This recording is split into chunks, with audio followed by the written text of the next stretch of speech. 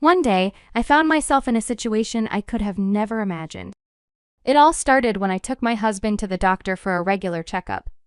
What was supposed to be a routine visit turned my world upside down. Dr. Lawrence, with a grave expression, shared some shocking news about my husband. The severity in his eyes told me this was no joke. I felt a wave of panic and disbelief wash over me. My husband, who I had cared for through his illness, was now a source of fear and concern. Dr. Lawrence urged me to consider my safety, suggesting I might need to distance myself from my husband. His words left me feeling overwhelmed and scared. My name is Betty Friedan, and I'm a 50-year-old who has dedicated 10 years to working at a leading pharmaceutical company. That place has become my second home, offering comfort and a sense of belonging. Despite my age, I've continued to work full-time, earning the respect and admiration of my colleagues. Not many people my age are still working as I do, but I've never minded. My dedication to my job was partly because I remained single until 4 years ago. My manager, Gerald, and I shared a close bond, partly because we were both single. He once jokingly asked if I was ever going to get married, a comment that could have been taken the wrong way, but I knew it was all in good humor. Around that time, I was secretly seeing Richard, who would later become my husband. Richard was a bit older, previously married and divorced, and like me, wasn't interested in having children. We met through a marriage consultation service, seeking companionship for our later years. Choosing to keep our relationship private, we didn't share our plans with anyone, even as our manager made light-hearted jabs about marriage. Eventually, Richard and I tied the knot quietly without a ceremony, simply signing the necessary paperwork at City Hall.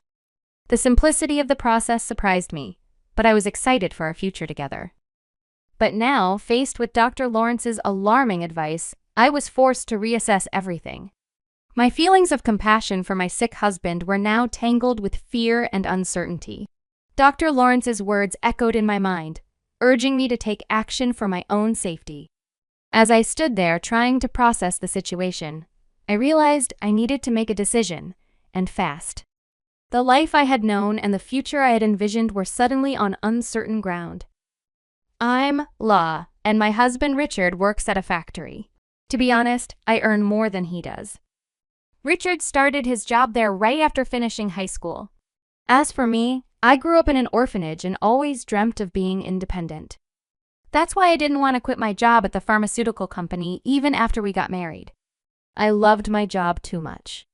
When Richard and I tied the knot, I immediately told my manager, Gerald, about it. He congratulated me, but I could tell he had mixed feelings. Maybe he felt a bit lonely because his buddy in singleness, got married first. I tried teasing him about it, but he brushed it off, so I let the matter drop. Despite Gerald's reaction, I was over the moon about starting a new chapter with Richard. I imagined all the wonderful things our future would hold, but reality turned out to be less shiny than my dreams. Life as newlyweds was pretty standard. Not much changed for me. I kept working, and the biggest change was probably moving to a more rural area and commuting by car instead of bus. Richard and I shared my old car because he didn't have one. About a year into our marriage, though, things started to get rocky. Richard began showing signs of depression. He seemed off, hardly eating his breakfast, getting lost in his thoughts, and even getting small things like condiments mixed up. His clothes didn't match, and he became quieter at work and at home. Although I've always appreciated Richard's quiet strength, his silence became too heavy, making it feel like I was living alone.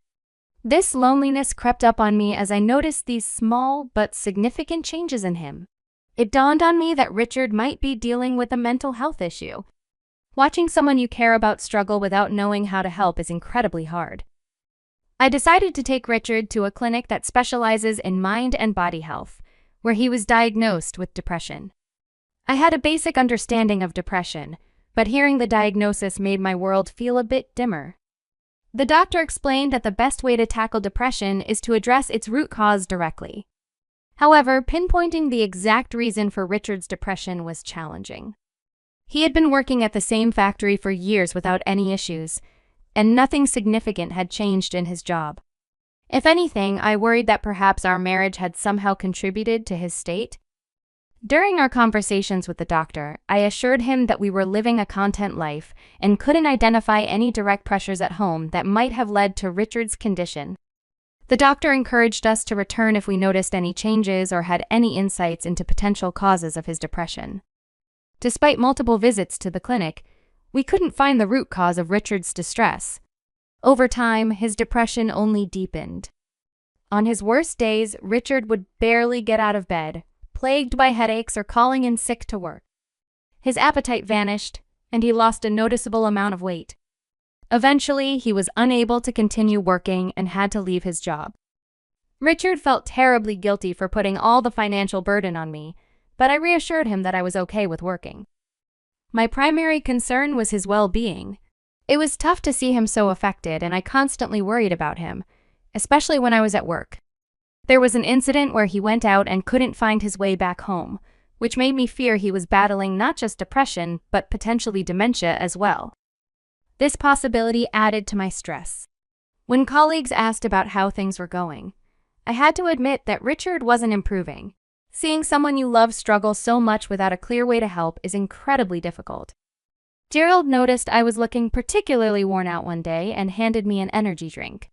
Drinking it made me feel a little better, and I was touched by his gesture of support. He reminded me that we're all in this journey together, and his words nearly brought me to tears. With everything going on with Richard, I hadn't realized how much stress I'd been piling up on myself. It became clear that I needed to keep myself together, or else I might break down too. So, I threw myself into work, trying to maintain some normalcy in our lives. 1 year have flown by, and things with Richard haven't improved. In fact, they've only gotten worse. As our 3rd wedding anniversary approached, I couldn't see any light at the end of the tunnel for his condition. Then, one morning, I noticed our car wasn't where it should have been. Confused, I checked again, but the car was definitely missing.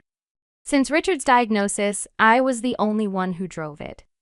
I hadn't used the car since the day before, which meant it should have been at home. Concerned, I asked Richard if he knew anything about where the car might be. He casually mentioned he thought it was there when he got home yesterday. I remembered he had gone out for a bit while I was at work. The doctor had suggested he try walking or jogging to help him cope. If the car was there when he returned, it must have disappeared sometime during the night. With the car gone, I had no choice but to use public transport, which made me about 10 minutes late for work. I explained the situation to Gerald, who was understanding but puzzled about the car's whereabouts. He wondered if Richard might have taken it, but I dismissed the idea. Given Richard's condition and his aversion to driving since falling ill, it didn't make sense. Despite Richard's occasional lapses in memory and frequent mood swings, I couldn't imagine him being responsible for the missing car. The mystery of the car added yet another layer of complexity to our already challenging situation. Right after realizing the car was gone, I didn't waste any time reporting it to the police, hoping it would turn up soon. But deep down, a nagging worry haunted me that it might be gone for good. As if that wasn't enough, something else strange occurred. On the day I was supposed to get my paycheck, I went to the bank to take out some money and noticed that my personal bank account was empty. I was taken aback. We do have a shared account, which I checked next, only to find it was also at zero. This left me completely baffled. Richard and I shared the joint account, but he had no access to my personal account, nor did he know its PIN. Yet, somehow, all our savings had vanished. The cold wave of shock hit me hard, and once home, I confronted Richard. I asked him if he knew anything about the missing funds from our joint account. He seemed genuinely confused and denied knowing anything about it.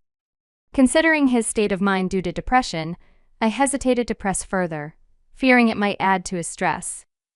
Richard, with his gaze fixed on the ceiling, seemed distant, lost in one of his frequent dazes attributed to his condition. It made me wonder if he could have actually taken the money. Planning to bring this issue up with the police, I was overwhelmed by the double blow of losing both our car and our savings. The financial pinch was sharp, made worse by my lack of a family safety net, having grown up in an orphanage with no parents to turn to for help. Amidst these troubles, it was suggested that we switch Richard to a larger hospital with more resources than the small community psychiatric clinic we'd been using.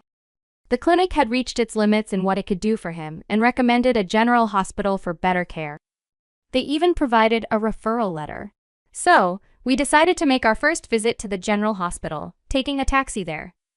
The experience was new and a bit daunting for me, and throughout the journey, Richard remained quiet, lost in his own thoughts as we arrived at the hospital. Taking a deep breath, I walked into the hospital, handing over the referral letter at the reception and bracing myself for a bit of a wait. Given it was a bustling general hospital, the lobby was crowded with patients, each waiting for their turn. After around an hour, Richard was finally called in for his consultation. While he went inside, I took out a book to pass the time, but barely had Richard entered the doctor's office when a nurse approached me. "Excuse me, are you Mrs. Simmons?" she asked. I confirmed, and she mentioned the doctor wanted to see me.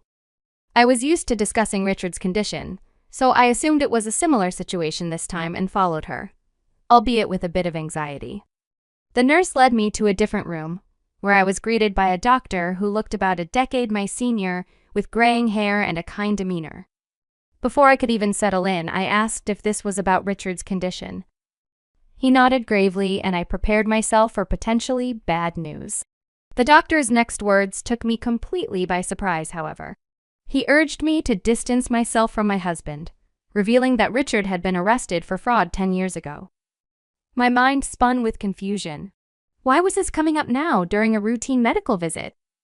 The doctor explained his suspicions about Richard's depression, suggesting that he might be pretending. He recounted recognizing Richard from a surgery 10 years ago, where he had treated a deep cut on Richard's leg. The revelation was jarring. Here I was thinking we were addressing Richard's mental health, only to discover his hidden past and a possible deception about his current state. This unexpected turn of events left me reeling, trying to reconcile the caring husband I knew with the person the doctor described. When the doctor mentioned recognizing a large scar on Richard's right leg, everything started to make sense. I knew of the scar but never knew its origin, as Richard had never mentioned it. Learning that the doctor before me was the one who had treated Richard's injury years ago felt like an unbelievable twist of fate. The story unfolded further when the doctor revealed that Richard had injured himself during a dispute with his former wife, a dispute that arose because he had swindled her. He had stolen her luxury items and money. Shockingly, he had also feigned dementia during that time, manipulating his wife into lowering her guard before committing the fraud.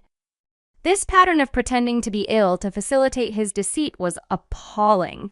Hearing about Richard's criminal past and his arrest was staggering. I hadn't looked into Richard's background before marrying him. Being alone most of my life, I was just happy to find someone willing to be my partner. The doctor's stern warning that Richard could be a danger to me sent chills down my spine. There was a seriousness in his tone that made it clear this was no laughing matter. The realization hit me hard. I had been deceived. In the days that followed, I struggled to act normal around Richard while secretly planning my next steps. I decided to set up surveillance cameras around our home to watch Richard's activities when I wasn't there. About a week later, I noticed a missing watch and bag. Reviewing the camera footage, I saw Richard leave the house with them and return later with a wad of cash, looking suspiciously pleased with himself. His demeanor did not match that of someone suffering from depression. This footage confirmed my worst fears. Richard was behind the theft of my belongings, the car, and our savings. Facing the hard evidence of his deceit was crushing. Richard had lied to and manipulated me, betraying the trust I had placed in him. It was clear that I needed to take significant action against someone who had pretended to be vulnerable and in need of care, only to exploit my compassion and generosity. The realization that Richard had betrayed my trust was unbearable. I had dedicated my life to working and caring for what I thought was a sick partner. A mere divorce felt too insignificant a response to the depth of deception I had endured. It was clear we needed to part ways, but I wanted more than just a separation. I wanted Richard to truly understand the gravity of his actions and to make amends for the harm he had caused. With a heavy heart and tears threatening to spill, I gathered the divorce papers and meticulously filled them out with all the necessary details. The following day, pretending everything was normal, I informed Richard I'd be stepping out briefly. I had already taken a day off from work, explaining the urgency of my situation to my employer, who had agreed to my sudden leave. At the police station, I presented my case, showing the officers the footage I had captured of Richard's deceit. Initially, they were hesitant to proceed based solely on the video. However, after verifying with the pawn shop, where Richard had sold the stolen items, and locating my car being sold as a used vehicle, the evidence against him began to mount. It was also confirmed that he had unlawfully accessed my bank accounts, and suspicions about his feigned depression were raised. As the truth unraveled, I was overwhelmed by a complex mix of relief and sorrow. The police decided to act swiftly, given Richard's criminal history, and prepared to arrest him. Returning home with the officers in the early afternoon, I found Richard at home, visibly startled by my unexpected presence and the sight of the police. Despite the divorce papers in my hand, his attention was fixed on the officers as one of them declared his arrest for fraud. Richard protested, claiming his depression as a defense. But I knew better. The doctor from the general hospital had already shed light on the likelihood of his deceit regarding his mental health condition. In that moment, facing both the legal consequences of his actions and the end of our marriage, Richard's facade began to crumble. The decision to take this course of action was difficult, but necessary to protect myself and seek justice for the betrayal and manipulation I had endured. On my recent visit to the hospital, a doctor recognized Richard from his past actions. He shared that Richard had once feigned dementia to trick his former wife and expressed doubts about Richard's current claims of depression. Despite these serious accusations, Richard remained unshaken in front of the police, dismissively denying everything. It was as if his history of deceit had prepared him for this moment, showing no sign of guilt or remorse. Richard challenged us, demanding proof of his fraudulent actions. His boldness was baffling, especially with the police right there, ready to arrest him based on solid evidence. It was a clear indication of his habitual manipulation and his underestimation of the situation's seriousness. For 4 years he had lied to me, taking advantage of my trust to steal from me and misuse my goodwill. Yet, in a twisted turn of blame, Richard suggested it was my fault for being too trusting, insulting me further. His audacity was astounding. I had supported him, hoping for his recovery, only to be repaid with betrayal and scorn. In that moment, my patience vanished. I declared my intention to seek legal advice and pursue alimony, urging him to face the consequences of his actions at the police station. My outburst surprised even the officers, but it seemed to shake Richard's composure finally. As the police handcuffed him, Richard's defiance crumbled. He looked defeated, his arrogance replaced with frustration as he was led away. Watching the scene, I felt detached, as if observing someone else's life unraveling. Since the doctor's warning, nothing seemed real anymore. Yet, here I was, facing the harsh truth of my situation, determined to move forward from the chaos Richard had created. Watching Richard being led away by the police felt surreal, almost like a scene from a dream. This moment marked a turning point, allowing me to envision a return to my life before the chaos of marriage engulfed it. Though a sense of relief washed over me knowing I wouldn't spend my future under Richard's manipulative control, a wave of loneliness followed. Having waited more than 47 years to marry, the prospect of solitude once again cast a shadow over my newfound freedom. 2 months later, our divorce was finalized. The process had been slightly delayed due to Richard's arrest, but by the time everything was official, my emotions had settled, enabling me to reflect on our shared history with a clear mind. Richard's future was uncertain, facing imprisonment for his second offense. I could only hope this experience would lead him to sincerely reconsider his choices. In the wake of our marriage, which had dissolved into nothing more than a disillusioning memory, I found myself pondering my next steps over a simple lunch at work. It was then that my boss, Gerald, approached with a casual yet loaded comment as he joined me with his store-bought hot dog lunch. "I think you'd be just fine if you were with me," he remarked, almost offhandedly. His words caught me off guard, and it took a moment for their full weight to sink in, leaving me momentarily flustered. "Yes, I'm serious," he added, seeing my hesitation, his tone smooth yet sincere. I was speechless, my lunch momentarily forgotten as I processed his proposition. Gerald then returned to work, leaving me to contemplate his unexpected offer in a daze. The idea of a romantic relationship with Gerald had never crossed my mind. Yet I couldn't deny the care and stability he had always shown me. His steady presence and responsible nature suddenly cast him in a new light, despite my initial reaction to evaluate such matters. As I continued eating, the seeds of possibility Gerald had planted began to take root, suggesting a future I hadn't dared to imagine until now. The thought of inviting Gerald out for a meal after work sparked a warmth within me, kindling a sense of hope for the future. Perhaps this was the perfect moment to embark on a new journey, to explore the possibility of happiness and companionship once again. The idea of stepping out of my comfort zone and into a new beginning with someone who had shown me kindness and support felt both thrilling and comforting. Tonight, I decided, could be the start of something new and beautiful.